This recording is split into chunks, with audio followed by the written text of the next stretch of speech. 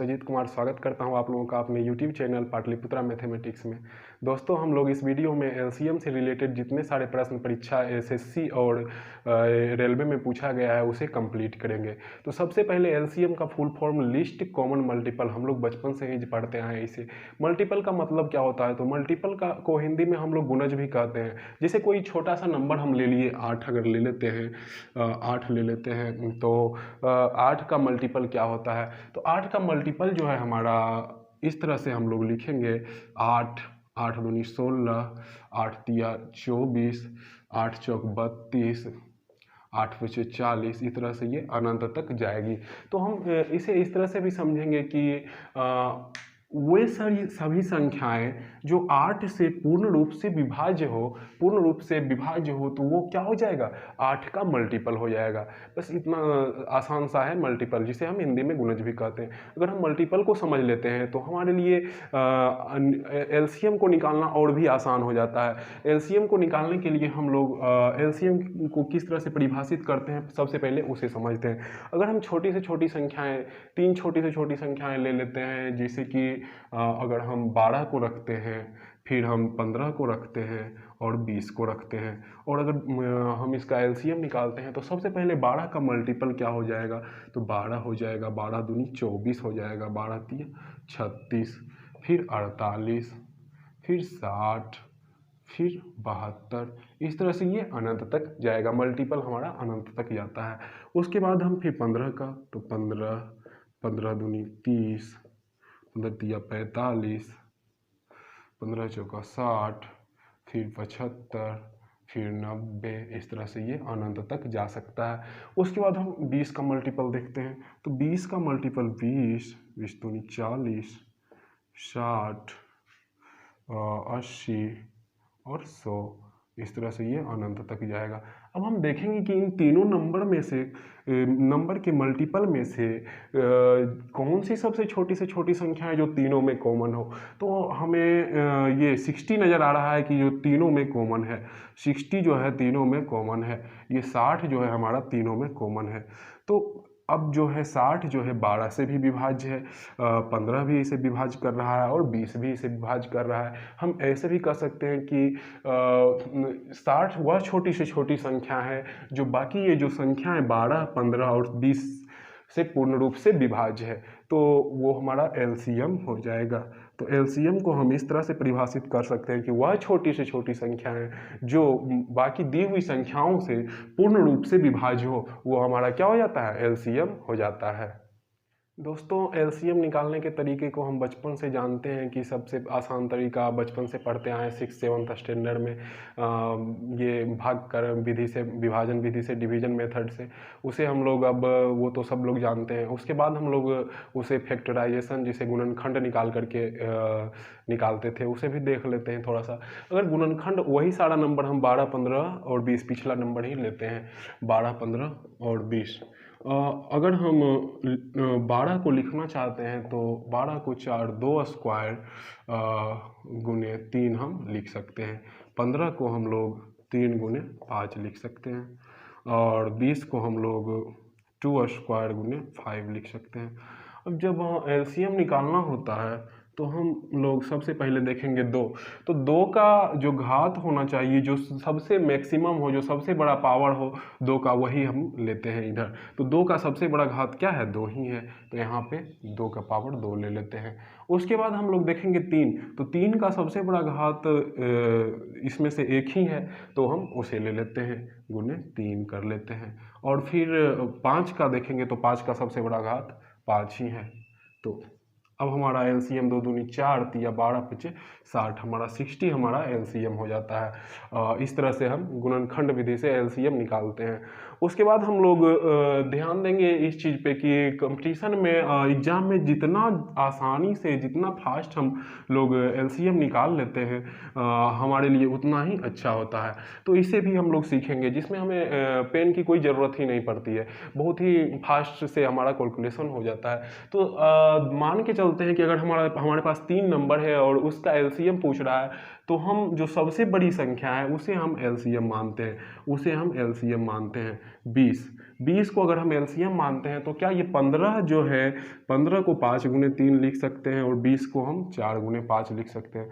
तो इसमें से तो 5 तो है, 5 तो यहाँ 20 में से 5 यहाँ है, लेकिन 3 नहीं है, तो इसलिए हम इसे 3 से गुना कर देते हैं, 3 से गुना कर देते हैं। तो अब ये 15 जो है 20 इस 60 को पूर्ण रूप से विभाजित करती है। उसके बाद देखेंगे यहाँ 4 गुने 3, 12 को हम 4 गुने 3, 4 भी है इसमें और 3 भी है, तो हमारा एलसीएम यहाँ क्या हो जाता है, 60 हो जाता है। दोस्तों हम लोग एक को प्राइम नंबर जिसे हम सह अभाज्य संख्या कहते हैं, सह अभाज्य संख्या,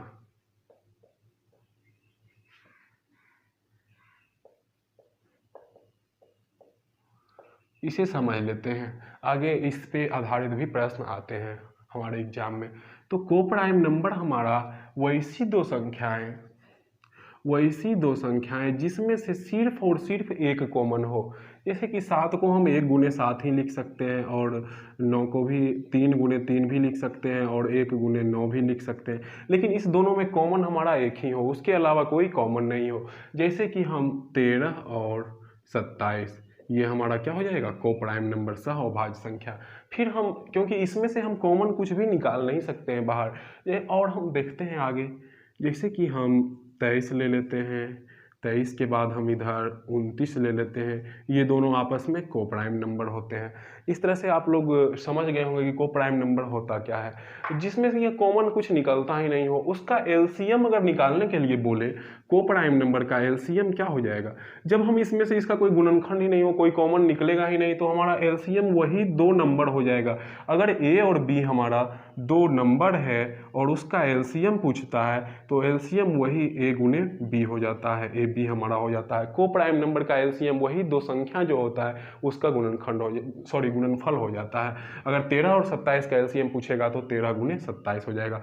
और अगर यही को प्राइम नंबर का हमारा एचसीएफ पूछेगा, तो हमारा को प्राइम नंबर का एचसीएफ हमेशा 1 होता है, हमेशा 1 होता है। इस चीज़ को भी ध्यान दीजिएगा। प्रश्न अगर आ जाए हमारे पास कि कोई भी 2 संख्याएं हैं, 2 को प्राइम नंबर x और y है, x और y है और इसका आप एलसीएम निकालिए, तो एलसीएम क्या हो जाएगा, एलसीएम हमारा, हमेशा ध्यान दीजिएगा, इसका एलसीएम जो है x और y हो जाएगा, x इंटू वाई हो जाएगा।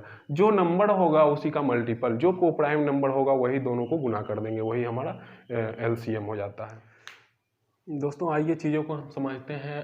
अगर प्रश्न इस टाइप का रहे तो वह छोटी से छोटी संख्याएं जिसे 4, 6, 8, 12 और 16 से भाग करने पर प्रत्येक दशा में 2 शेष रहे, तो इसका एक रूल आता है कि वह छोटी से छोटी संख्याएं जैसे ए बी सी डी और ई हो और उसे किसी भी भाग करने पर किसी भी संख्या में तो प्रत्येक दशा में 8 शेष रहे। नीचे आपके स्क्रीन पे रूल दिख रहा होगा। तो 8 जब शेषफल बचे और संख्या जब हमसे पूछ रहा है, तो संख्या निकालने के लिए हम बाकी जो हमारा A B C D number जो दिया हुआ है उसका एलसीएम निकाल करके उसमें से हम क्या करते हैं, शेषफल हमारा अगर 8 होता है तो उसे हम जोड़ देते हैं। आप स्क्रीन पे इस रूल को लिख लीजिए अपने कॉपी पे। अगर हमारे पास नंबर है यहाँ 4 है, 6 है, 8 है, 12 है और 16 है, इसका एलसीएम निकालना रहे तो हम लोग जो बड़ी नंबर है, हम लोग पहले एलसीएम को देख लिए कैसे निकालना होता है। तो एलसीएम निकालने के लिए जो बड़ी नंबर है वो क्या है, 16 है। तो 16 है तो 16 में 4 गुने 4 है, लेकिन यहाँ 12 में क्या है, 4 गुने 3 है, तो 3 यहाँ पे नहीं है, तो ये 3 को हम इस तरह से मल्टीपल कर देंगे। तो आप 12 जो है इस 16 या 48 को विभाजित करती है। बाकी हम देखेंगे 8, तो 8 तो 16 में है ही, तो यहाँ पे कुछ नहीं करना है। 6, तो 6 में 3 गुने 2 है, तो 3 तो यहाँ है और 16 में 2 है, तो इसे भी कुछ नहीं करना है। 4 तो 16 में है ही, तो हमारा एलसीएम यही हो जाएगा, 16 गुने 3 48। अब 48 हमारा एलसीएम है। बाकी बोल रहा है कि प्रत्येक दशा में 2 शेष रहे। इससे अगर हम भाग करते हैं तो ये तो हम जानते हैं कि एलसीएम हमारा जो भी आता है, जिस संख्या का एलसीएम जो भी आता है वो इस सारी संख्याओं से विभाज्य होता है, उसी का मल्टीपल में से ये एलसीएम निकल करके आता है। तो यहाँ तक तो ठीक है, लेकिन अब पूछ रहा है कि 2 शेष रहे, तो इसमें से 2 जब हम जोड़ेंगे तभी ना हमारा शेष आएगा।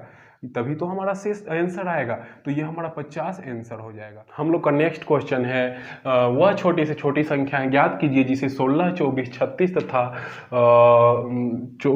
तथा 54 से विभाजित करने पर शेषफल क्रमशः 12, 20, 32 और 50 बचे। तो हमारा संख्या है 16 है, 24 है, 36 है और 54 है। और इससे जब हम विभाजित करते हैं तो शेषफल हमारा क्रमशः क्या क्या बच रहा है 12 बच रहा है, 20 बच रहा है, 32 बच रहा है और 50 बच रहा है। तो जब हम इससे विभाजित करते हैं तो हमारा शेषफल 12 बच रहा है।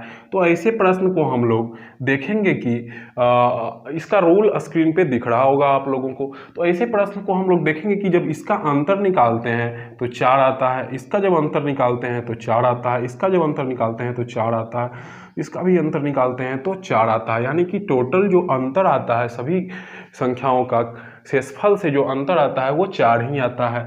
तो संख्या जो हमारा हो जाएगा, इसे ध्यान से देखना, इस रूल को ध्यान से देखना।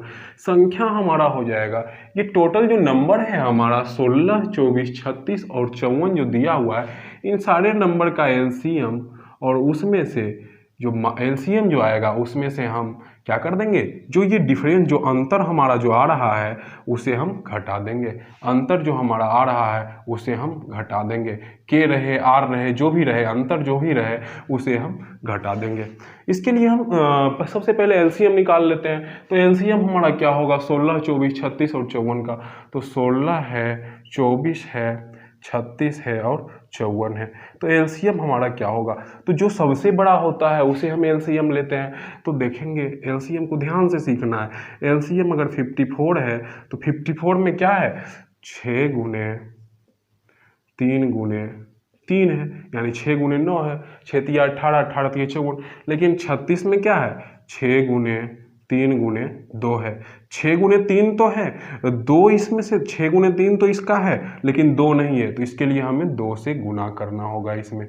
अब आगे देखते हैं 24, तो 6 गुने 24 में 6 गुने 2 गुने 2 है, यानी कि 12 दूनी 24। तो 6 तो है 54 में आपका 6 54 में है, लेकिन 54 के बाद 2 भी है, लेकिन 1 2 नहीं है, 1 2 नहीं है। आप यहाँ देखिएगा ध्यान से, 6 तिया 18, 18 तिया 54, तो 6 तो है 54 में, 6 है 54 में, और उसके बाद 2 जो हम यहाँ से लिए वो तो 2 है, लेकिन फिर एक जो 2 आ जाता है वो नहीं है, तो फिर एक बार हम 2 से गुना करेंगे। अब देखेंगे 16, तो 16 हम देखेंगे 2 गुने 2 गुने 2 गुने 2, यानी कि हमें 4 बार 2 चाहिए।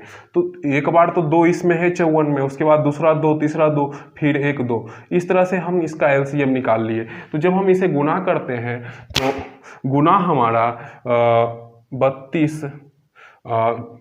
432 आता है, सॉरी 432 हमारा इसका एलसीएम आ जाता है। एलसीएम जब हमारा 432 आता है तो 432 में से क्या करना होगा, 432 में से हमारा जो अंतर आ रहा है 4 आ रहा है उसे घटा देंगे। उसे जब हम घटा देते हैं तो हमारा आंसर जो उत्तर आता है 428, आंसर हमारा 428 आता है और यही हमारा आंसर हो जाता है।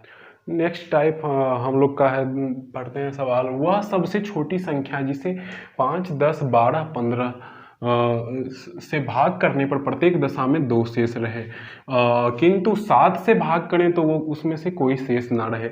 ये मोस्ट इंपॉर्टेंट सवाल है एसएससी और रेलवे का, जो कहीं ना कहीं हर 2-3 शिफ्ट में आपका कोई भी एग्जाम में नज़र आ ही जाता है। तो ऐसे सवाल को हम लोग ध्यान से समझेंगे। ये बहुत ही आसान सवाल है, अगर आप इसे ऑप्शन से बनाते हैं तो और ज़्यादा आसान हो जाता है, लेकिन ऑप्शन हमें हमेशा साथ नहीं देता, हम कंसेप्ट को पहले सीखते हैं हम लोग। तो देखेंगे 5 है, 10 है, 12 है और 15 है। इसका जब हम एलसीएम निकालते हैं तो एलसीएम जो सबसे बड़ी संख्या है उसे एलसीएम मानते हैं हम लोग। तो 15 अगर एलसीएम है इसका तो क्या 15 में 3 और 5 है, 3 और 5 है। अब 12 क्या 15 को विभाजित कर रहा है पूरा पूरी, नहीं कर रहा है। तो देखेंगे कि 12 में क्या है 3 गुने 4 है, 3 तो है 15 में लेकिन 4 नहीं है, तो इसलिए हम इसे 4 से गुना कर देते हैं। बाकी हम देखेंगे कि 10 में क्या है, 5 और 2 है, तो 5 भी है 15 में और 2 भी है 4 में, तो ये भी ठीक है। 5 जो है 15 में है ही, तो हमारा एलसीएम क्या हो जाएगा, 60 हो जाएगा। एलसीएम निकाल लेते हैं इसी तरह से, बहुत ही आसान तरीका से एलसीएम, इसे सीख लीजिए। अगर आप नहीं सीखे हैं तो फिर से वीडियो देखिए, स्टार्टिंग में हम लोग इसे किए हैं। तो एलसीएम हमारा 60 आ जाता है। अब जो है हम ध्यान देंगे यहाँ कि इस तरह के जब सवाल आते हैं तो 60 में बोल रहा है कि इतना से भाग देने करने पर प्रत्येक दशा में शेषफल 2 आ रहा है, यानी कि एलसीएम प्लस 2, एलसीएम जो भी आए प्लस 2 कर देंगे, तो वो तो ठीक है, 60 प्लस 2 कर देंगे।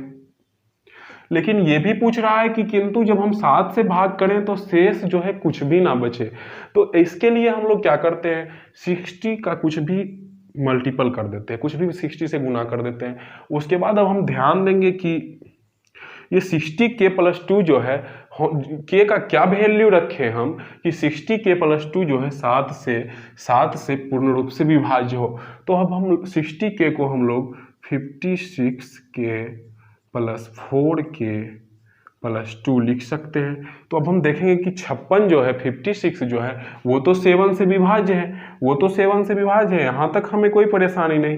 अब हम k का वैल्यू 4k प्लस 2 के जगह पे k का वैल्यू हम क्या रखें कि ये जो भी आए संख्या, जो भी बन करके संख्या आए वो भी 7 से विभाज्य हो। तो हमारा k का वैल्यू क्या होना चाहिए, तो k का अगर वैल्यू हम लोग 1 रखते हैं तो 4 गुने 1 प्लस 2 यानी कि 6 आता है। तो 6 क्या विभाज्य है 7 से, नहीं है, यानी कि एक वैल्यू नहीं रखाएगा k का। 2 अगर हम k का वैल्यू रखते हैं तो 2 4 दूनी 8 प्लस 10 यानी कि 10 क्या 7 से विभाज्य है, बिल्कुल नहीं है, यानी कि 2 भी k का वैल्यू नहीं होगा। अगर हम k का वैल्यू 3 रखते हैं तो क्या होगा, 4 तिया 12 गुण प्लस 2, तो 12 प्लस 2 14 होता है, और 14 7 से विभाज्य है 2 बार में। तो k का वैल्यू निकल करके क्या आ जाता है, तो 3 आ जाता है k का वैल्यू, क्योंकि 4 तिया 12 प्लस 2 ये 14 है, ये 56 के है, यहाँ 7 8 56 ये भी कैंसिल है। अब मल्टीपल 56 का कोई भी मल्टीपल हो, कितना 4 से गुना करे, 5 से गुना करे, 10 से गुना करे, 100 से गुना करे, जब 56 7 से विभाज्य है तो इसका कितना भी मल्टीपल हो, इसका कोई भी गुणज हो वो भी 7 से विभाज्य होगा, और प्लस जो है 14 भी 7 से विभाज्य है। तो k का वैल्यू 3 हमारा यहाँ पे फिट हो जाता है। तो जब k का वैल्यू 3 फिट होता है तो हम 60 के प्लस 2 जो हमारा था उसमें से हम k का वैल्यू पुट करते हैं, तो 60 गुने 3 प्लस 2 यानी कि 180 प्लस 2 क्या हो जाएगा हमारा 182। और यही एक ऐसा नंबर है जो इतना सब सारे से भाग करने पर 2 शेष बच रहा है, और 7 से जब हम भाग करते हैं तो हमारा शेषफल नहीं बचता है बिल्कुल, ये इसको विभाज्य कर देता है पूर्ण रूप से। इस तरह से हम लोग इसे बना लेते हैं। हम लोग का अगला टाइप है 3 घंटियां हैं 10, 15 और 20 मिनट के अंतराल पर बजती है। यदि तीनों घंटियां 5 PM पर एक साथ बजती हो तो अब एक साथ वो कब बजेगी, यानी कि अगला बार एक साथ कब बजेगी। तो दोस्तों ऐसा प्रश्न जो है हर बुक में आप देखते होंगे, जितने भी कॉम्पिटिटिव एग्जाम के बुक होते हैं सारे में ये सब इतना फेमस ये सवाल है कि कहीं से भी ये छुपा हुआ, किसी से भी ये छुपा हुआ नहीं है। आप देखिएगा कि जब 10, 15 और 20 है तो हम इसका एलसीएम निकालते हैं इस तरह के सवाल का। जब हम एलसीएम निकालते हैं तो 20 जो है सबसे बड़ी संख्या को एलसीएम मान करके चलते हैं, तो 20 में तो 5 गुने 4 है, लेकिन 15 जब हम देखते हैं तो 15 में 5 गुने 3 है, तो 3 इसमें से नहीं है 20 में से, तो इसमें से हम 3 गुना कर देंगे। अब देखेंगे कि 10 तो है ही 20 में, तो हमारा टोटल एलसीएम कितना हो जाएगा 60 हो जाएगा। हमारा एलसीएम कितना हो जाएगा 60 हो जाएगा। ये जो हमारा एलसीएम आता है, एलसीएम तीनों उस एलसीएम को पूर्ण रूप से विभाज्य करता है। तो एलसीएम 60 जो आता है इस तरह के सवाल में, तो 60 मिनट में आता है। तो पूछ रहा है कि कब ये जो है फिर से एक साथ बजेगी, तो जो 60 मिनट बाद है जो ये फिर से एक साथ बजेगी, यानी कि 5 बजे जब एक साथ बजी है तो अगला 6 बजे ये एक साथ बजेगी। इसी तरह से इस टाइप को हम लोग समझ लेते हैं। दोस्तों इस वीडियो का अंतिम टाइप है, हम लोग इसे समझ लेते हैं। फ्रैक्शन का है, ये भिन्नों का एलसीएम निकालने के लिए बोल रहा है। तो जब हमें भिन्नों का एलसीएम या एचसीएफ निकालना हो तो इसका एक फार्मूला आता है, जिसे कि हम लोग समझेंगे। अगर भिन्नों का एलसीएम पूछ रहा है तो जो ऊपर वाला जो होता है, भिन्न के ऊपर में अंश होता है, तो अंशों का एलसीएम, अंशों का एलसीएम बटे नीचे में क्या होता है, हर होता है, नीचे में हर होता है, हरों का एचसीएफ।